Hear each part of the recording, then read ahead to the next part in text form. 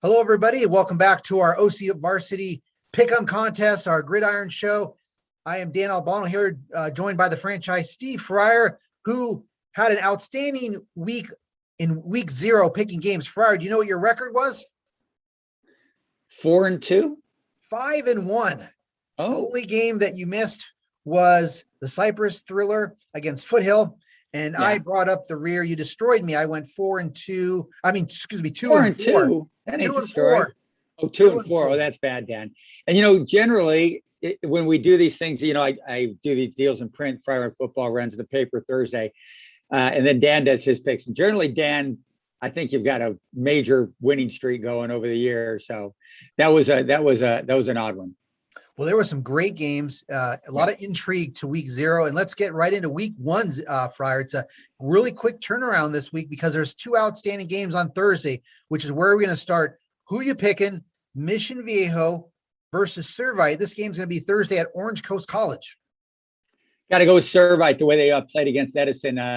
Hunter Thomas, the coach's son, had a great game, 180-something yards, got in the end zone a few times.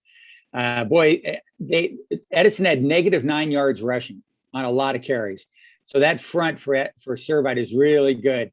It's going to be intriguing to see how that front develops over time. But Servite just looked really, really nasty, and you got to go with them on this one. Although Mission Viejo was really good, capable, but I'm going with the Friars.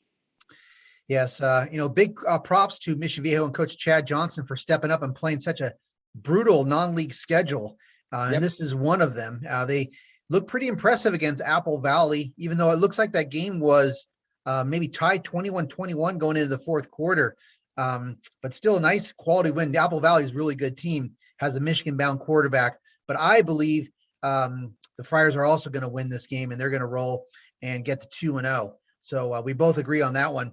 Another dandy of a game on Thursday, Villa Park Orange. This game's going to be, of course, at Fred Kelly. And these two guys don't like each other, as you've alluded to on your Fryer column this morning. And who you picking in this one? Last year, Orange got the upset.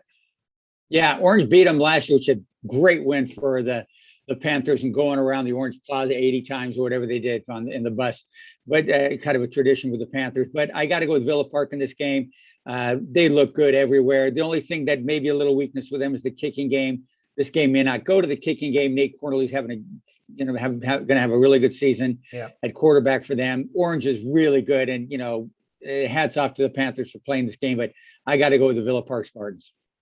Yeah, this is a good county game, and I'm also really glad that these teams are playing. And I'm also picking Villa Park, and I think it does matter to some extent. Coach Ansich was not at the game last year, as it turned out, against when that game was played, and that's a big. Not having your head coach at the game. There's some personnel issues going on there with Coach Ansich, so he wasn't there. But I think having him back, and this is a game, there's a lot of good seniors on that Villa Park team, and they're poised for a big year. So I'm also picking the Spartans.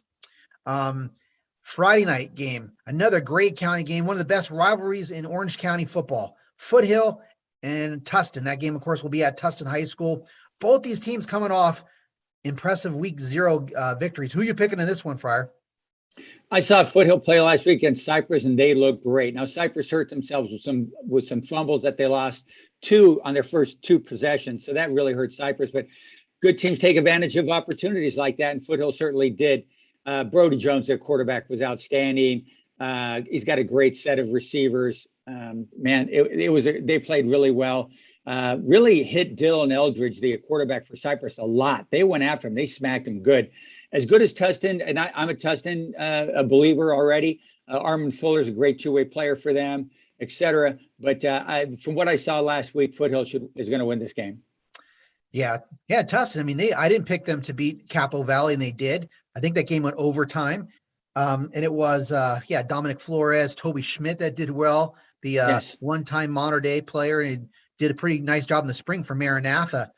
But, I'm picking Foothill in this game. And one guy that's just, I think, really helping put Foothill over the top, and I know you know this guy, but is Austin Overing, senior wide receiver, who's, I guess, a speedster from the baseball team. He hadn't played football since his freshman year.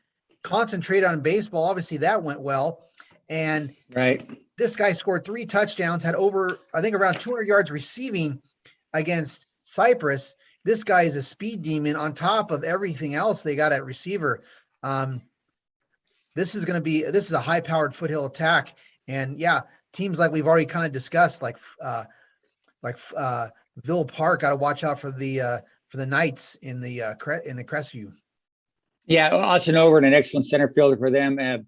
Brady Schrank also was a fine receiver for them, and he plays shortstop for the football team. Really good win for Foothill. I was impressed.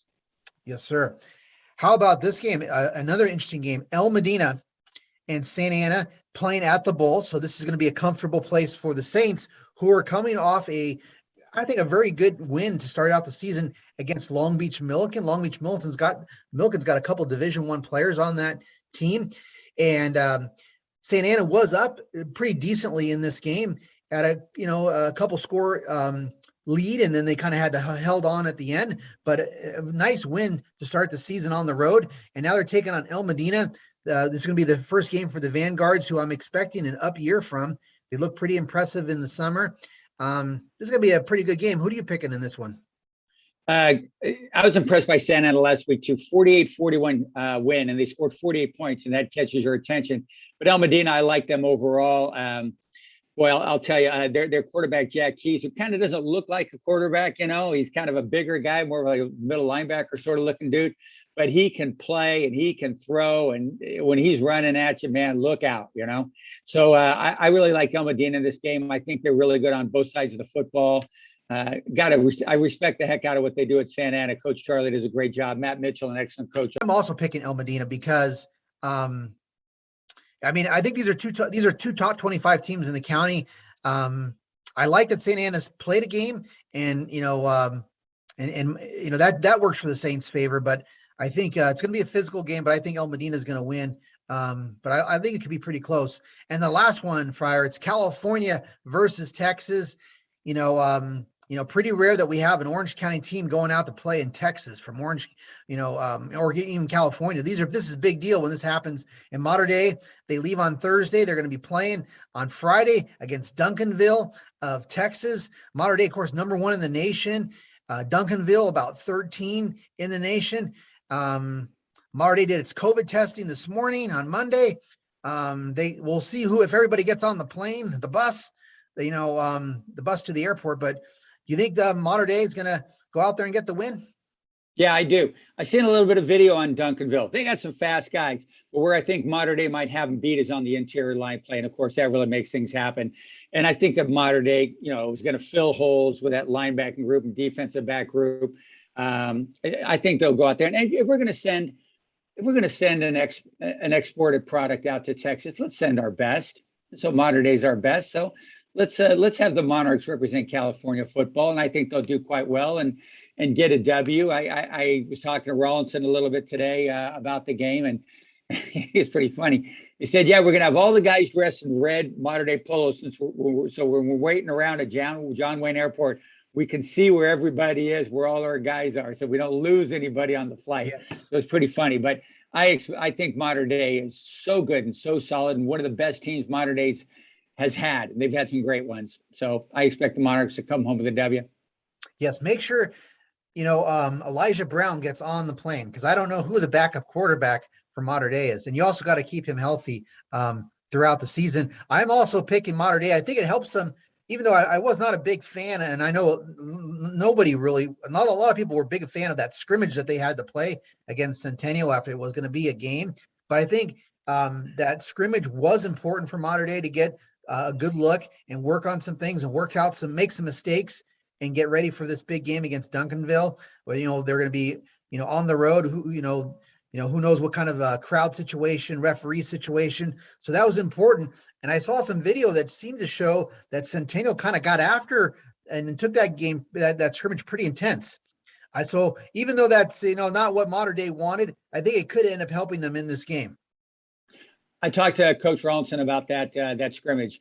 He was very grateful to Centennial coach Matt Logan for going with it, having the scrimmage. He goes, that way we got a chance to look at some things, see some things that need to be fixed. address some of this and some of that, get a little of the nerves out, your first time hitting another team and all that sort of thing. So it was very important for Mater Dei to have that, and it works to their benefit. Duncanville has not played either. They had a scrimmage too. Yeah. And Dan, they charged $3 a person to go to their scrimmage. Now, I bet there's some athletic directors in Orange County going, oh, why don't we charge a couple bucks for our scrimmages? So maybe you and I'll be having to pay $3 to go to a scrimmage next fall. I'm sure our CIF passes will get us in. But I certainly hope that there's no charges for scrimmages and passing leagues and stuff or events. Because you and I are in the same boat. We've had to pay our share to get into games for our kids over the years. So I only can feel for all the parents that are already putting out so much money all the time. It's just a scrimmage. But that tells you how big football is in Texas, as we know. You never use your CIF pass to go watch your boys play high school sports? I gave it away. So so far we all pick. Yep. We have all 5 picks the same this week: Servite, Villa Park, Foothill, El Medina, and Mater Dei. And that, of course, we'll see how it goes. It should be an excellent week 1. We got some good county games. We got a national game, and be sure to follow our coverage this week on OCVarsity.